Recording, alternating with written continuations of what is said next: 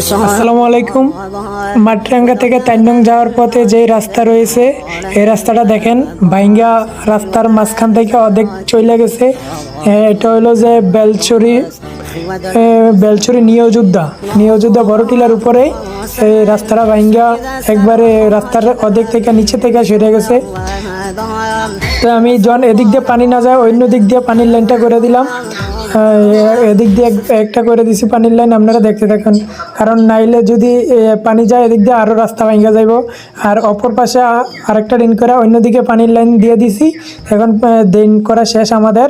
এখন এই যে দেখেন ভাঙা, এই ভাঙ্গার কারণে লোড যদি মালামাল গাড়ি যায় আরও ভাঙ্গা যাব। এই জন্য রাস্তার মাঝখান থেকে অর্ধেক বাদ দিয়ে আমি ইট দিয়ে দিলাম। যে নিচে মাটিটা সরে গেছে। তার সাথে আরো এক ভাই খুব কষ্ট করতেছে, আমি দেখাবো। আমাদের ফারুক ভাই, বুঝতে পারছেন, অনেক কষ্ট করতে, অনেক দূর থেকে পৌঁছে যাওয়ার সম্ভাবনা আছে। এই যে আমাদের ফারুক ভাই, আসলে সবাই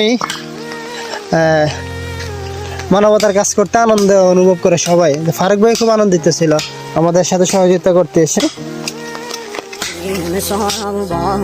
দেখতে দেখুন আমাদের ভিডিও। আর ভাই বিশেষ করে আমি কথা বলতে পারি না, তো এই জন্য আমার ভিডিও কেউ দেখে না, কারণ কথা গুছাই বলতে পারি না, তো এই জন্য কেউ আমাকে ভালোবাসে না। এই যে লাল ফিলাক দিয়ে দিলাম, একটা ইট দিয়ে দিচ্ছি ওইদিকে, এই ইটগুলা সোজা করে দিতেছি। কারণ ইটগুলা না দিলে গাড়ি তো দূর থেকে দেখবো না, এই জন্য মাঝখান থেকে অর্ধেক ইট দিয়ে দিছি। কারণ ইট না দিয়ে দিলে তো আবার গাড়ি ঘোড়া এদিক দিয়ে আসলেই ভাঙ্গার ভিতরে পড়ে যাব। এই জন্য ইট দিয়ে দিলাম। ইটগুলো দিয়ে ওই সাইডে আপনার গাড়ি একটা আসতেছে, দেখেন ওই যে দেখেন এদিকেও গাড়ি ওইদিকেও গাড়ি। এখন কী করবো, গাড়ি দুটোটাই একসাথে হয়ে গেছে। এখন ওইটারে দাঁড় করাই দিলাম, দাঁড় করে এদিকের গাড়ি যাওয়ার জন্য বলতেছে, এই যে চলে গেছে। এমন অবস্থা হয়েছে যে এই জায়গায় যদি এগুলো না দিয়ে দিতাম তাহলে তো, কারণ দুটোটা গাড়ি এই জায়গায় যখন একসাথে মুখোমুখি হইব তখন তো দুর্ঘটনা অবশ্যই হইব।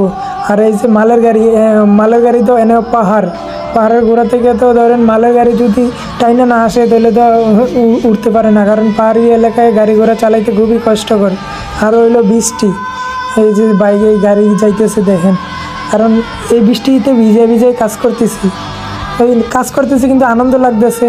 আমার যে কষ্ট হয়েছে সেই কষ্টটা কিন্তু আমার তো অনুভব হইতেছে না। এক ভাইয়া বললো কি বলে দেখ,